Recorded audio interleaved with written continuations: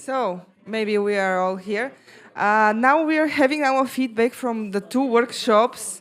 I will start with ours. It was really interesting, and Dr. Crisanti Sardelli, she gave us a very, very interesting talk about menopause and the impact on RMDs, and we had a lot of discussions. So I will give the floor to her to say three important take-home messages from our workshop.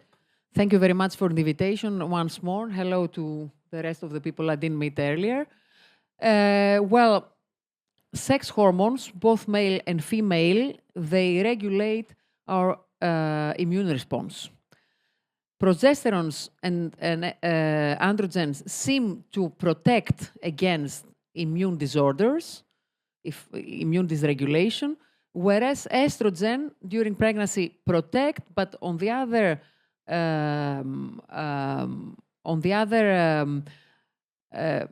times of life, especially in women, seem to dysregulate immune response. And this ends up with having menopause create changes in the profile of patients with RMDs. It's not good to have rheumatoid arthritis and become menopausal. We have exacerbations of the disease. In most other cases, we have bettering, improvement of disease. It is safe to use HRT along with treatments for especially topical therapies for menopause. However, we need to discuss the number of medications we use concurrently. So personalized medicine is imperative. This kind of regime is imperative to have in mind, but it's also very important to discuss things and also think of alternative therapies. Not all pharmacotherapy is indicated, especially when we discuss about thrombosis, but in most cases, it's safe to use and it is very effective. Thank you. Thank you, Dr. Crisanti Sardelli. So we go to Mini. She will give the feedback from the other workshop, which was on the topic of living with multiple autoimmune conditions. Okay, I'll try and be quick. Yeah, thank you for having me to discuss this important topic of multiple autoimmune diseases and living with comorbidities. I think we had a very nice discussion in our group. So, and Andrea very kindly shared her story as well of living with comorbidities.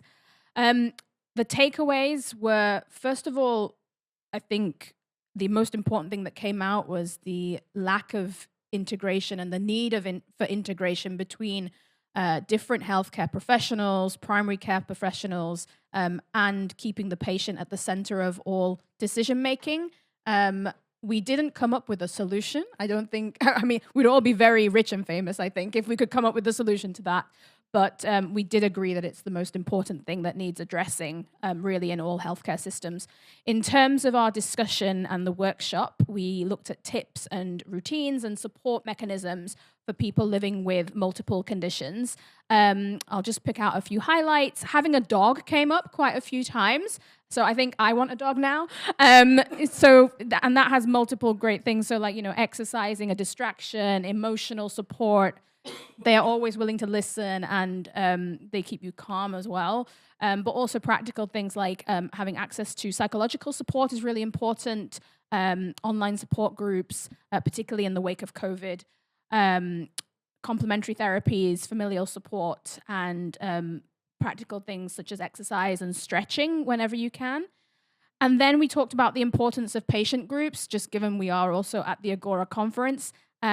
And really, advocacy came out as the main aspect of this, the strength that you have in numbers to be able to advocate. We heard about the story from Bulgaria and advocating for access to biologic treatment. And also they're just a great, reliable and accurate source of information as well, and accepting you as who you are and you feel that they are a place of safety. And so those were really the top highlights. I'm going to stop talking so Andrew can sit down again. Okay, thank you. Okay. Thank you. Thank you very much, Mini and Andri. So I have a message from Kati. Please vote for the Best Practices Award. At 1 o'clock, we close the voting. So those of you that didn't vote, vote. It's important.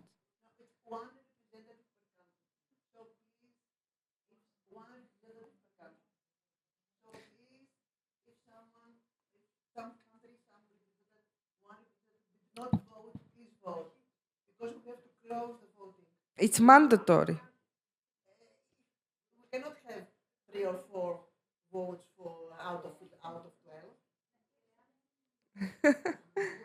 Okay, they will vote.